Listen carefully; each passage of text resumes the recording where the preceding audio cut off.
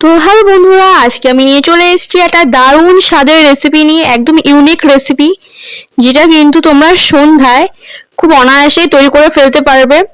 সন্ধ্যাটা একটা জবরদস্ত টিফিন বলতে পারো তোমরা। তো দেখো, এর জন্য প্রথমেই আমি আদা, রসুন, পেঁয়াজ, কাঁচা লঙ্কা সাথে একটু জল ছাড়া পেস্ট করেছি। তোমরা বুঝতেই পারছো পেস্টটা কিন্তু আমি পুরোপুরি ভাবে একদম করিনি। তো মোটামুটি ভাবে পেস্টটা আমি করে একটা বাটিতে পেস্টটা নিয়ে নিয়েছি। অন্য দুটো ডিম, পরিমাণ মতো নুন আর গোলমরিচের গুঁড়ো দিয়ে দিয়েছি। দিয়ে ভালো করে ফেটিয়ে এর মধ্যে আমি পরিমাণ মতন ময়দা দিচ্ছি। এখানে ময়দাটা কিন্তু বেশি দিচ্ছি না, তোমরা দেখতেই পাচ্ছ, আশা করি বুঝতেই পারে। 2 চামচ থেকে আমি 3 চামচ মতন ময়দা দিয়েছি এখানে। দিয়ে ভালো করে ফেটিয়ে কড়াইতে তেল গরম করতে দিয়ে পকোড়াগুলো আকারে আমি এভাবে দিয়ে দিচ্ছি। আমি এইগুলো কিন্তু একদম টপা টপা হয়ে ফুলবে, একদম ফুচকা যেমন ফুলে ঠিক তেমনই ফুলবে। তুই দেখতে পাচ্ছিস এখানে পুরো ভাজা কিন্তু আমার হয়ে গেছে। এগুলো আমি প্লেটে নামিয়ে সসের সাথে পরিবেশন করেছি।